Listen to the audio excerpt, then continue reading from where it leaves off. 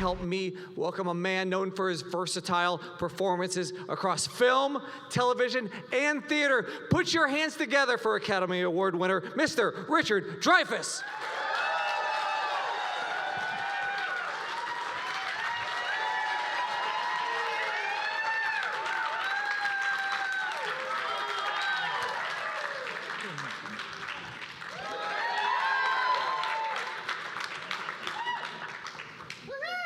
Show great taste. Hello, sir. Hello. Want to have a seat? We'll have a little chat here. Now, should I tell the truth or just should I bullshit? Yeah, half and half. Half and half is good. Okay. Half and half. And I'll make you guess. So welcome to Austin. So this is my first time here. Have you been to Austin before? No, I've not been to Austin. Oh. My trick question is, did Austin die at the Alamo?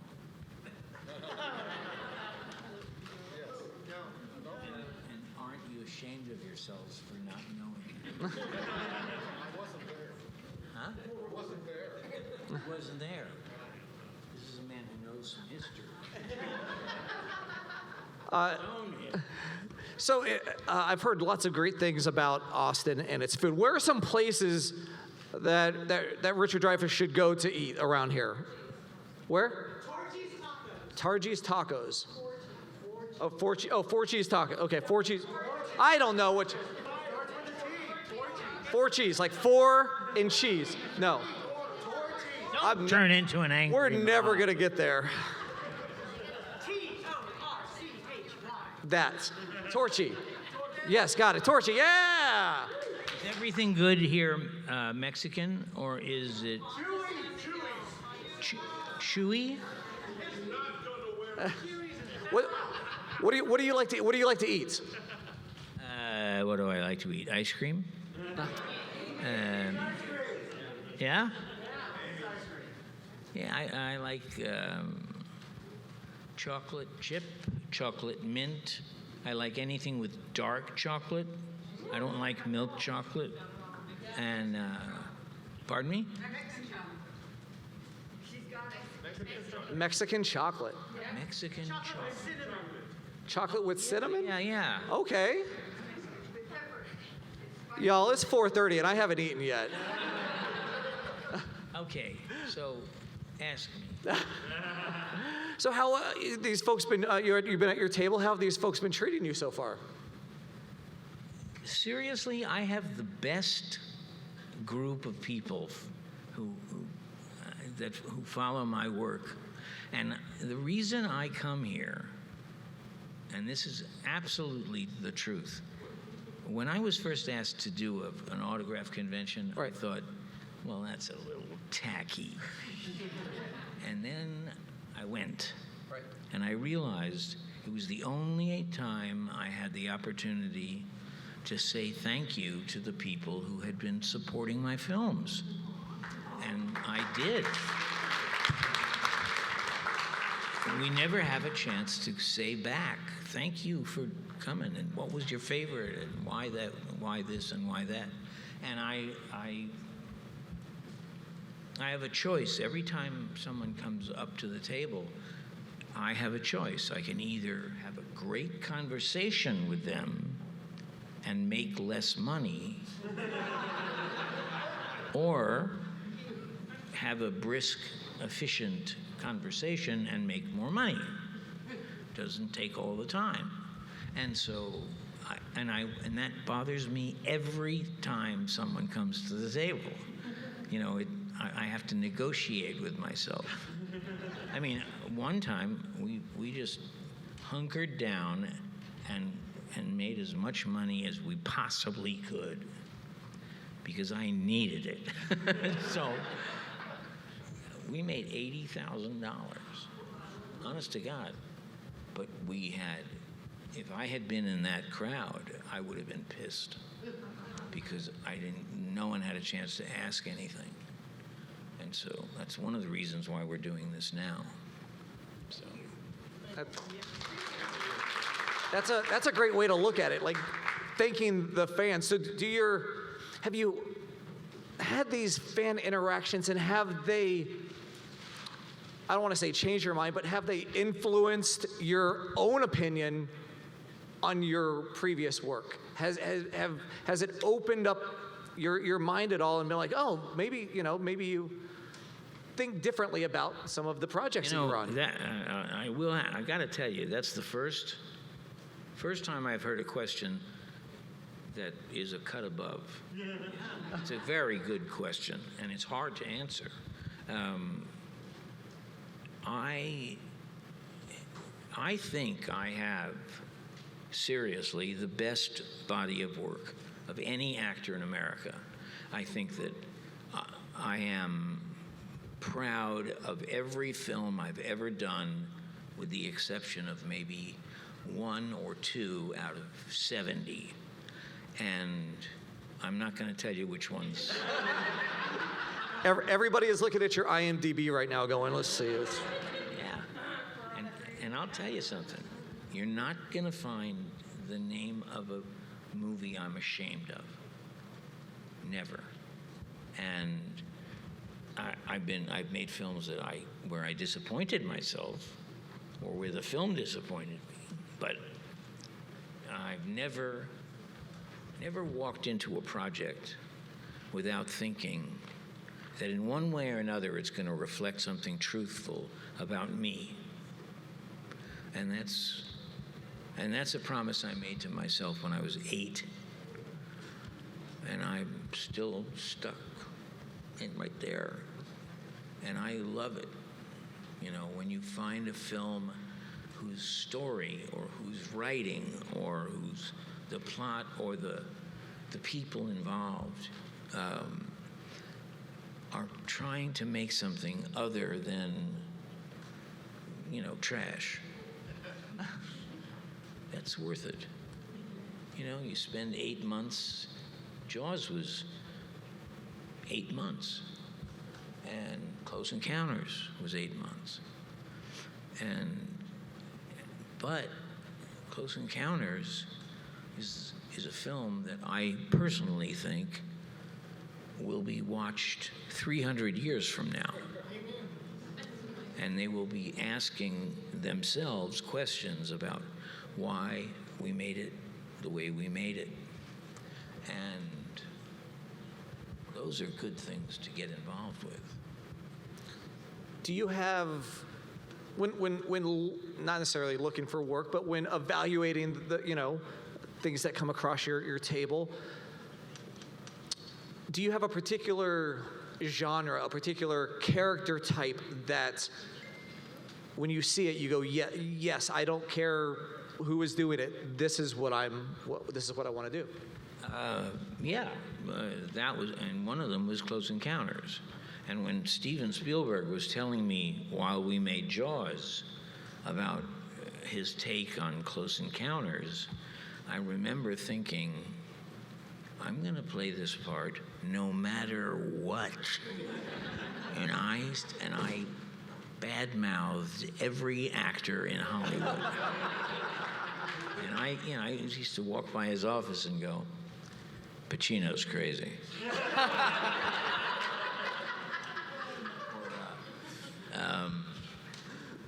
De Niro has no sense of humor. And I did that to everybody. And finally, one day, I said to him, Steven, you need a child in that part. And he looked up and said, you got the role. And I meant it. And there's a very interesting thing the next time you happen to see this film. The last 20 minutes of the film is the landing strip, And you'll notice, if you're looking, that there's one common denominator to all of the actors, all of the technicians and all that. And it's that they all have a childlike wonder in their face. And he cast for that so that everyone was able to go,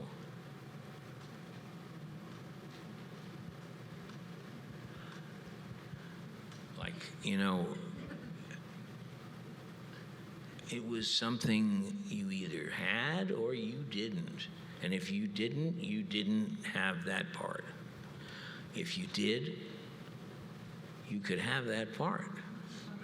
And it was great because Francois Truffaut, who is one of the great filmmakers of all time, was starring in the film.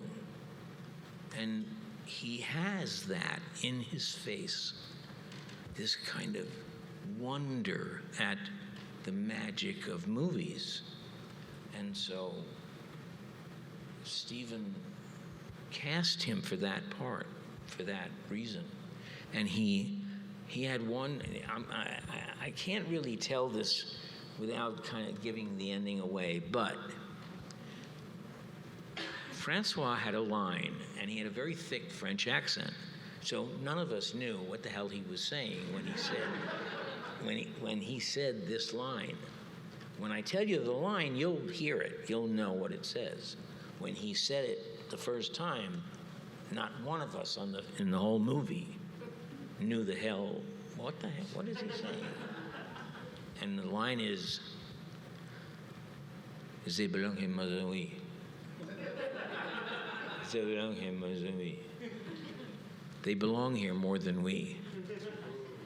And I, honest to God, did not hear that. Neither did Stephen, and none of us. And that's why he was so great in that part. He just had this natural kind of wonder. Oh, it's great.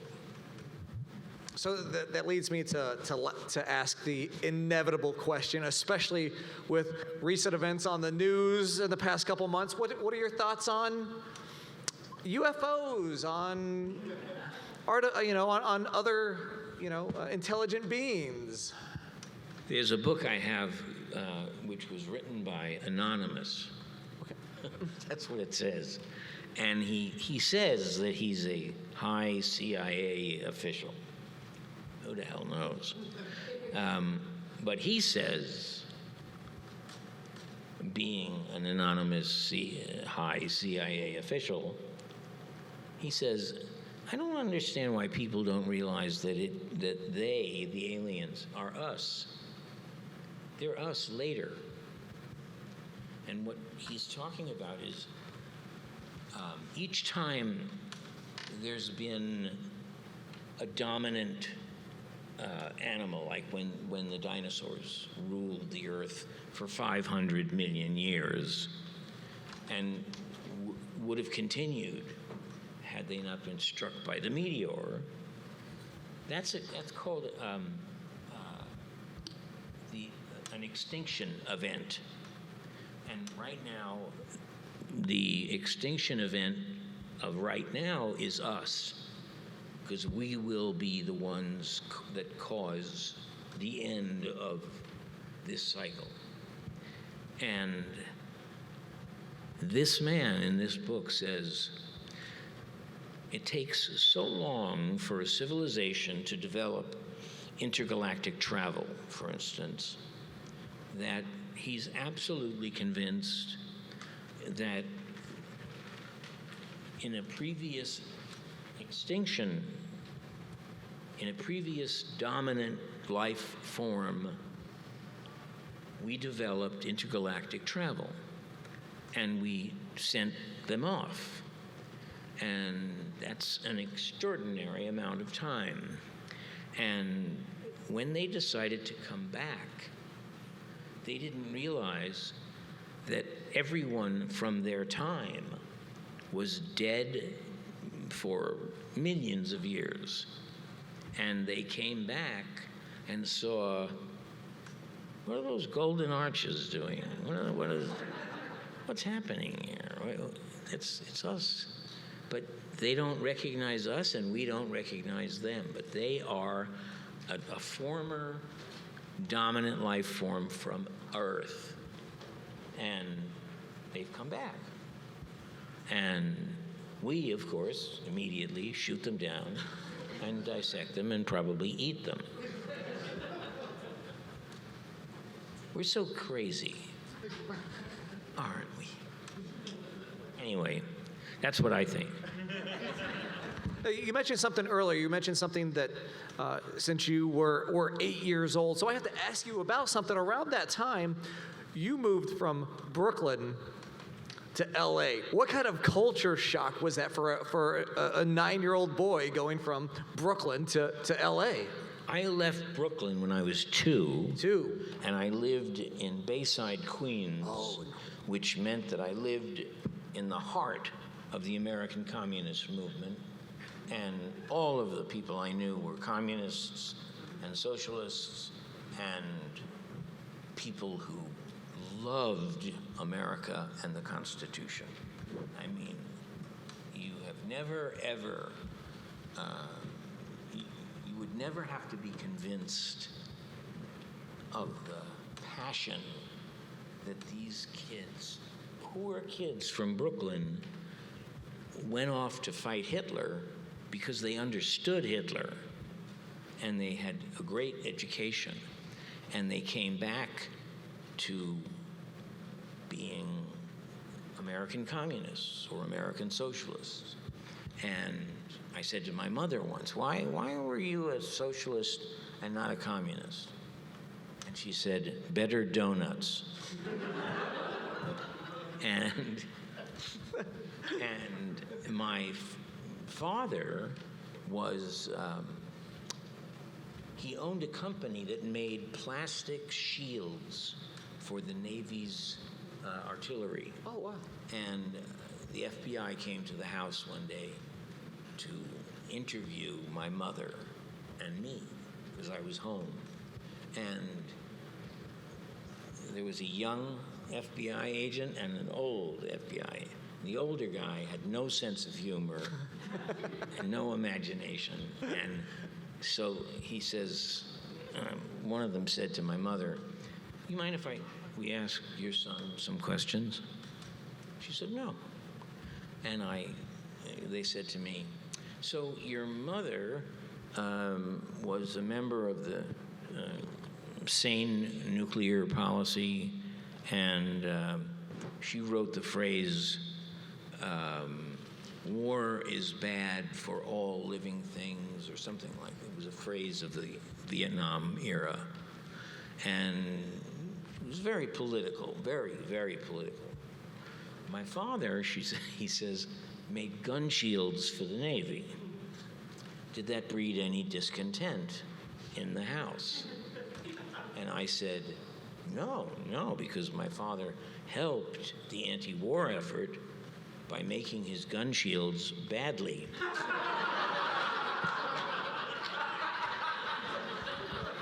And my mother dug her fingers into my arm until I bled. And I said I was kidding.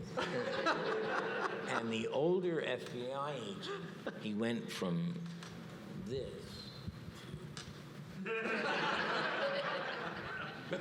And the young guy said, he's kidding. He's kidding. So I grew up in the left of the left of the left. They weren't intellectuals. They were kids who lived through the Depression. They didn't have college yet. They were given college by the government of the United States for a job well done after World War II. And that was the GI Bill of Rights. And my mother was very important in the passing of that. But we're so different now that when it was up for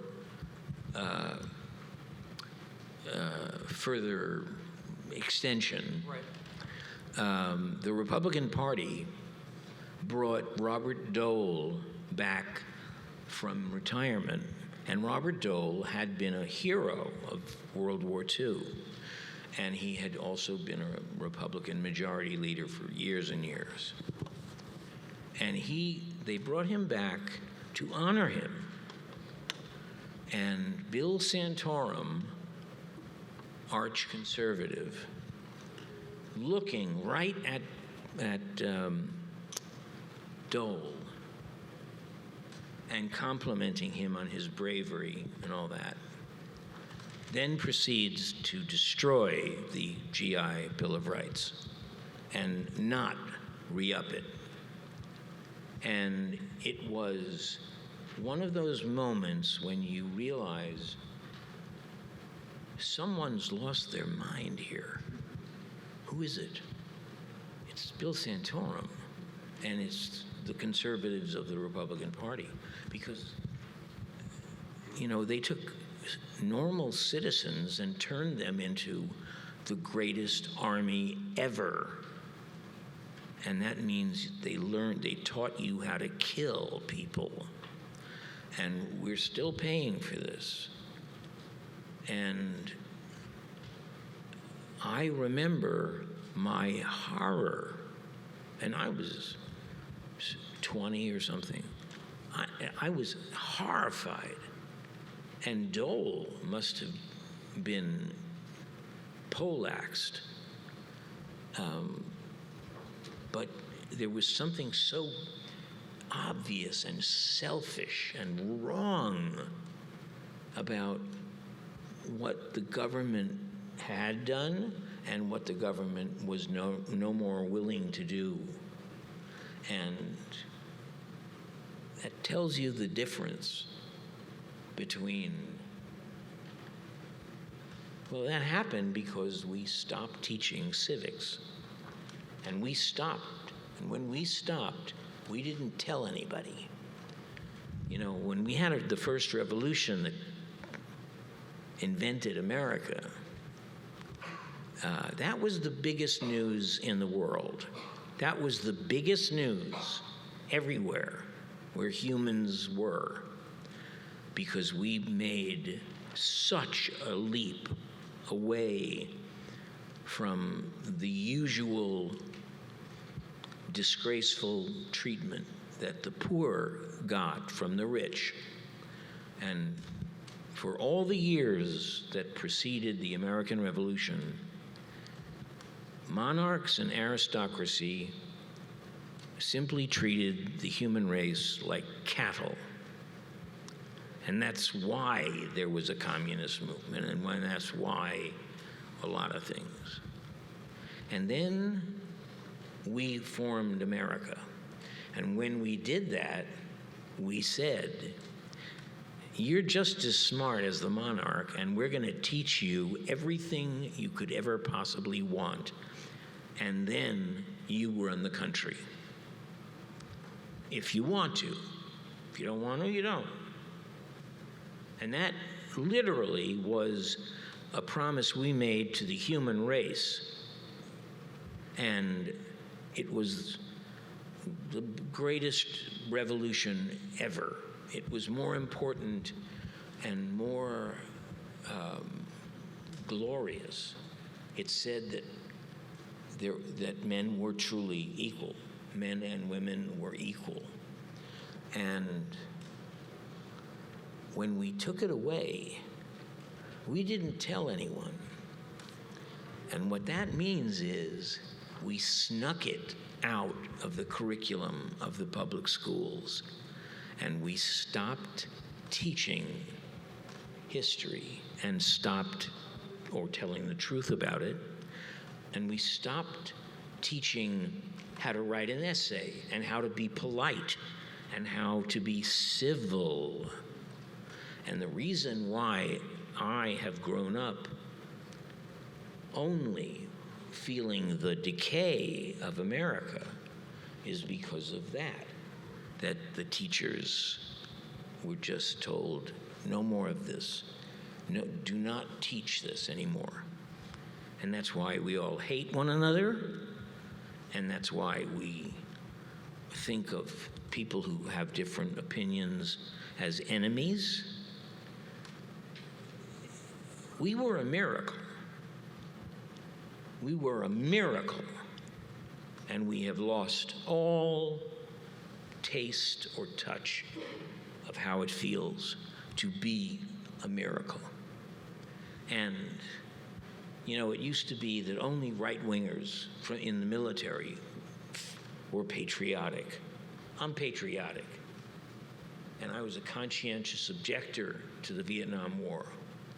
And I think the highest compliment I could ever pay this country is what they gave me in terms of knowledge and wisdom, and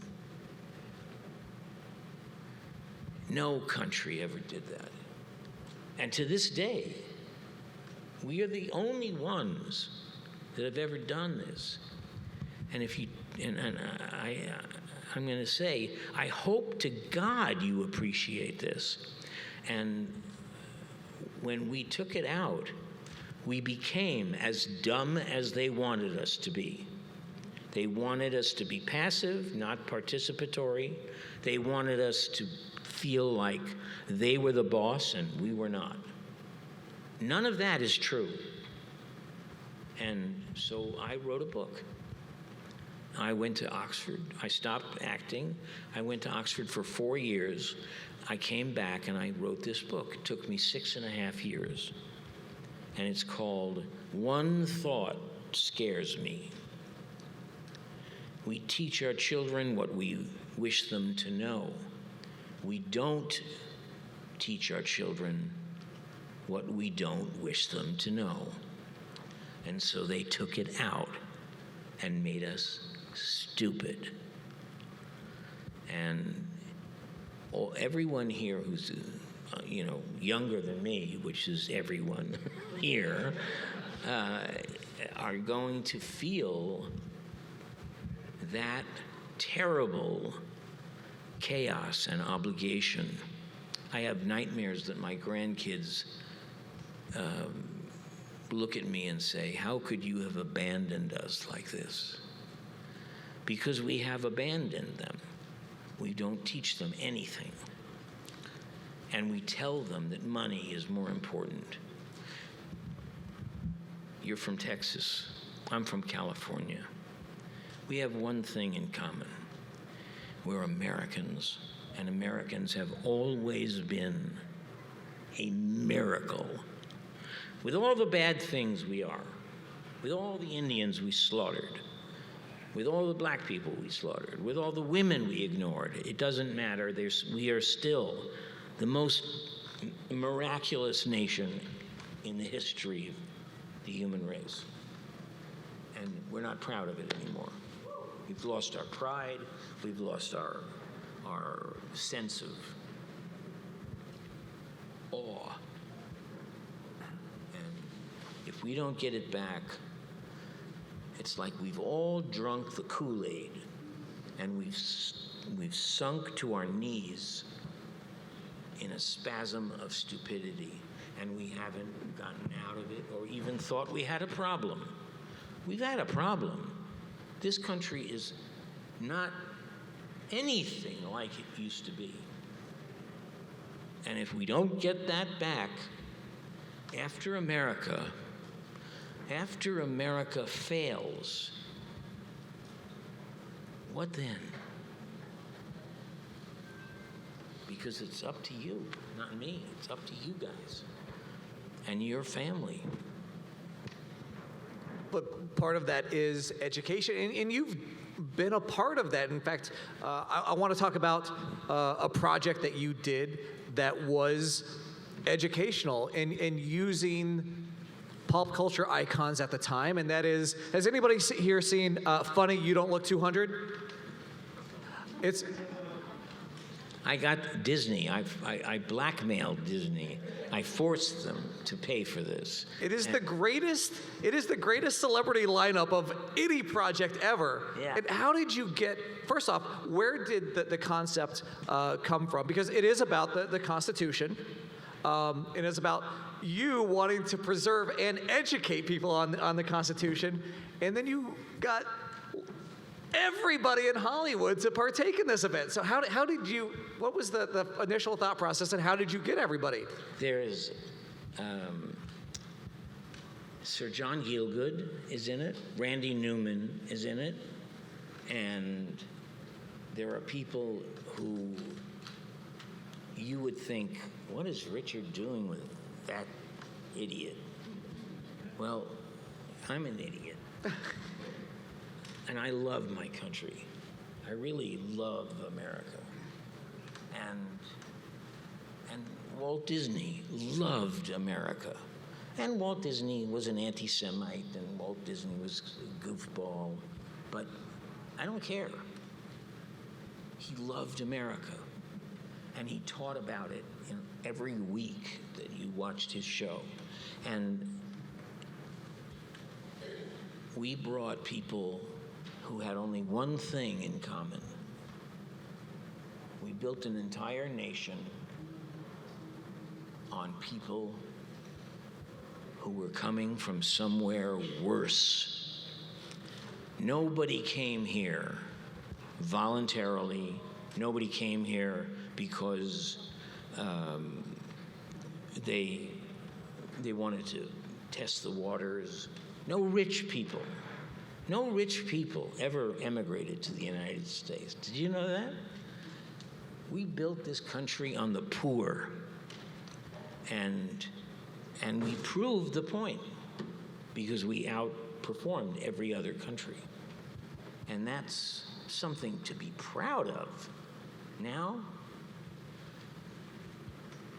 anyway, yes, you should read my book, yes, and two, whether you agree with it or not, you don't have to agree in order to be a great citizen.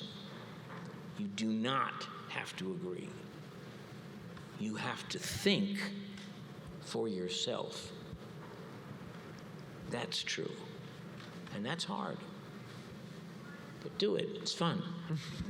So I'm going to ask, as our country gets to that 250th anniversary, are we going to see a different? Are you going to do it again? Are you going to put the band back together and do another educational video for us? Yeah, I am. I'm writing another book, and I'm going to do it. I want my grandchildren and their generation to come to me and say, what should we do? Or say, I know what to do, thank you very much. And I'm not kidding. This country was meant to design participatory citizenship as the goal of education. And instead of that, we have passive citizenship, and we don't want anyone to think in any way that they run things. And we do. We, the people, really run the whole country. And we just pretend that we don't. But we do. And it's getting worse every day, really worse. And it became the goal of the federal government to find really inept and stupid people to run for office. Okay, that's a really good idea. Let's send some really ignorant dopes to Washington. Ye gods. Anyway. I want to circle back around to something that you had talked about doing these silly conventions, right? And I know in the green room or at tables next to you, there's been people that have come up to you and been enamored and wanted to meet you. But I have to know that during either this time that you've been doing conventions or you've had tons of blockbuster hits. Has there been a moment where you saw somebody, another celebrity, another actor, another singer, and you kind of fanboyed out, where you kind of like you got starstruck? Do you have a moment like that that you can share? Yeah. One was I was at something in New York. Thousands of celebrities were there, and I was saying, "Oh, it's so silly asking for an autograph. It's silly." And at that moment, Cesar Chavez walked in the door. Cesar Chavez is the guy who turned the immigrant labor force into power. And I found myself asking for his autograph before I knew.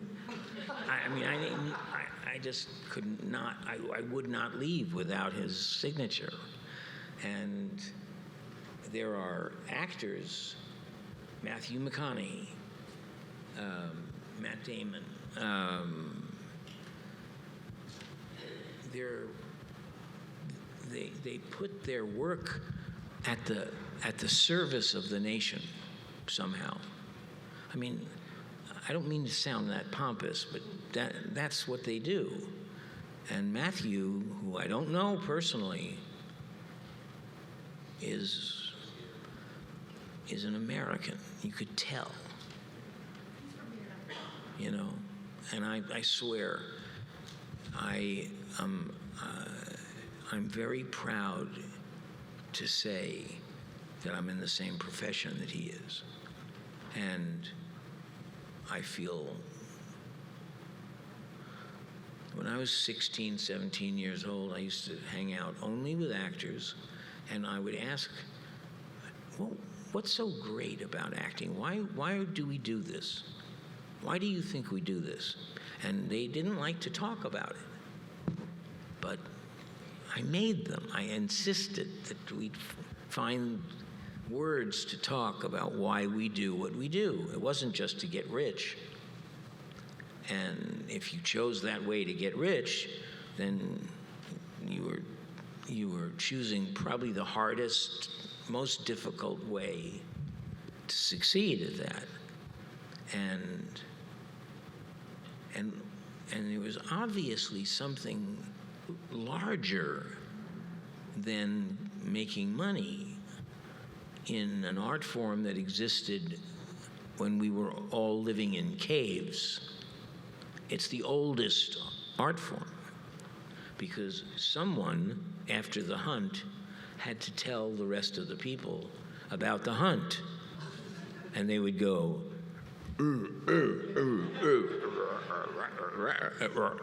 well, that's the first actor. We still sound that way.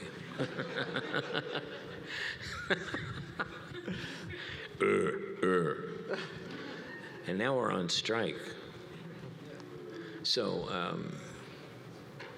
count your blessings. Count your blessings while you have them, because now you're going to see them die. You're going to see the loss of our freedoms and our art and the best of us is going to see that end. And boy, are you going to hate it.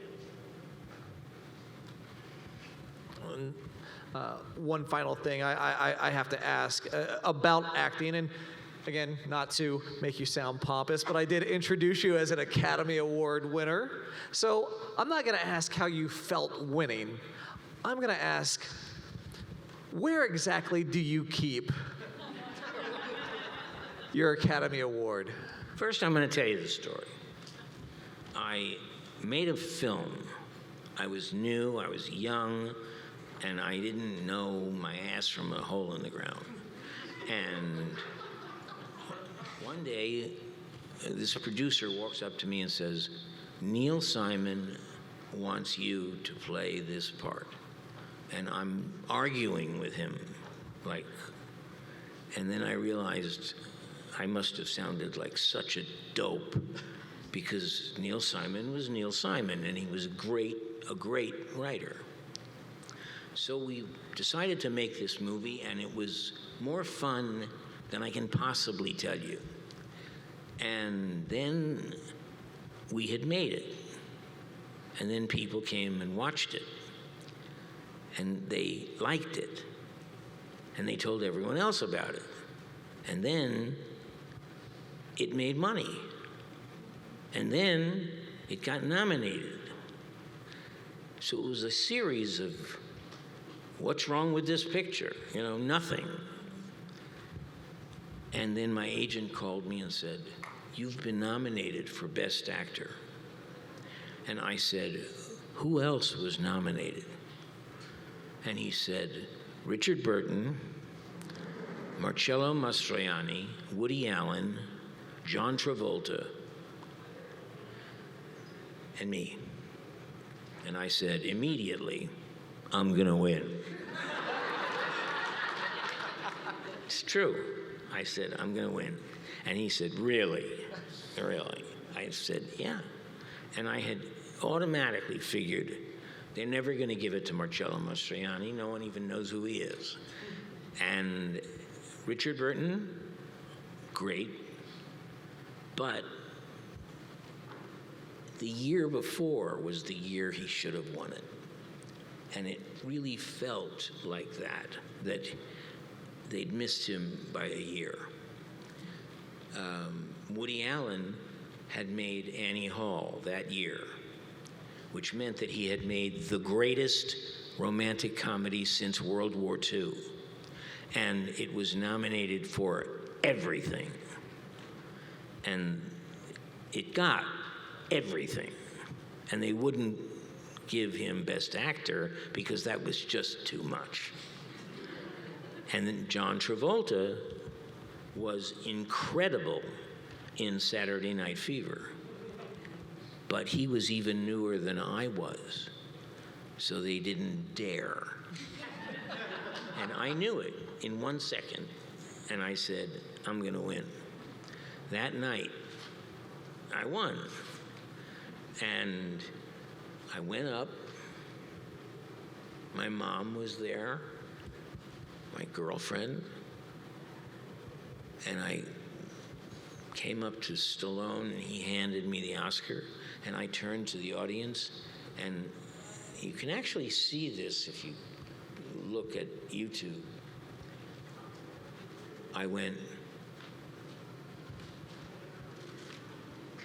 and it was because when I turned to the audience, I realized there was not one person in that room that I knew or cared about.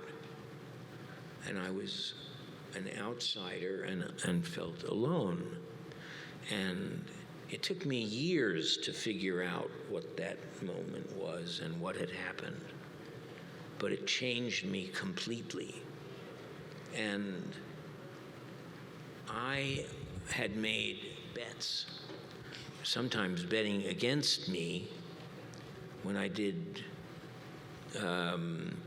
The Apprenticeship of Duddy Kravitz was a film that I made from Canada, and it was a great part, the greatest part for a young actor. And I knew I was not going to get nominated. And I bet $100 for each. I made a lot of money.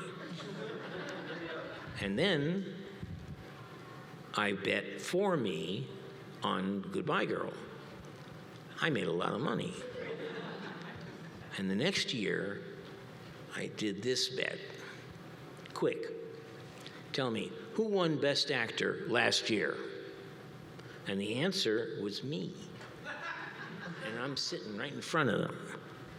Who won Best Actor last year?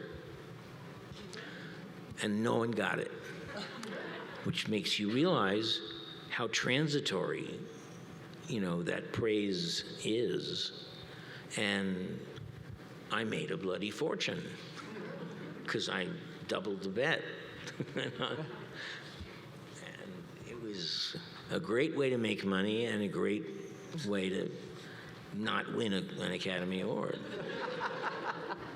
And where I put it in my refrigerator.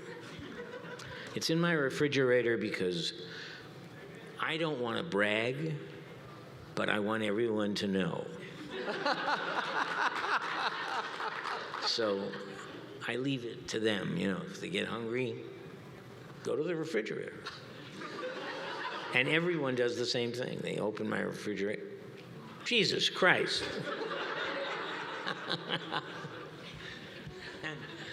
And then you realize it gets so cold that if you put your fingers on it, you might have to chop them off. So I did that to, what's his name? Ben Mankiewicz on the Turner Classic Channel.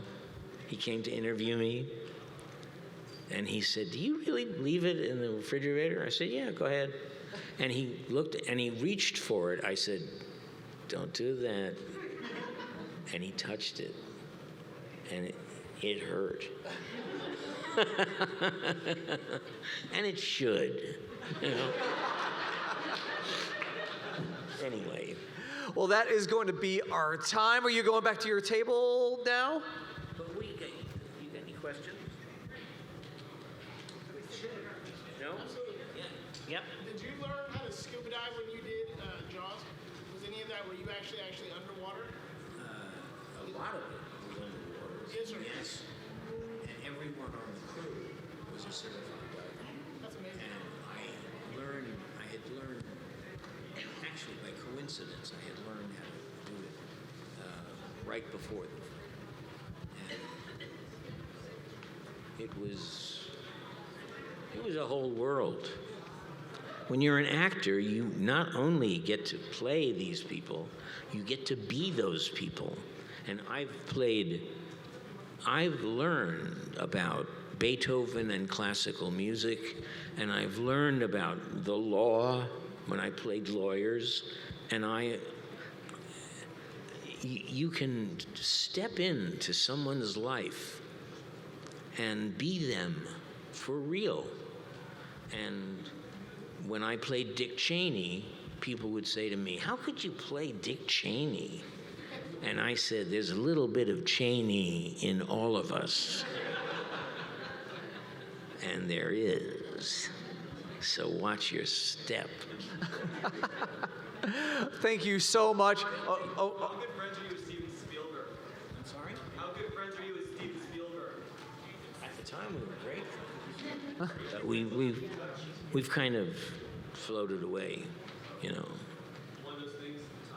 Yeah, one of those things. So what we're going to do before we leave, Mr. Dreyfuss is going to go back to his table. If you have more questions, feel free to ask.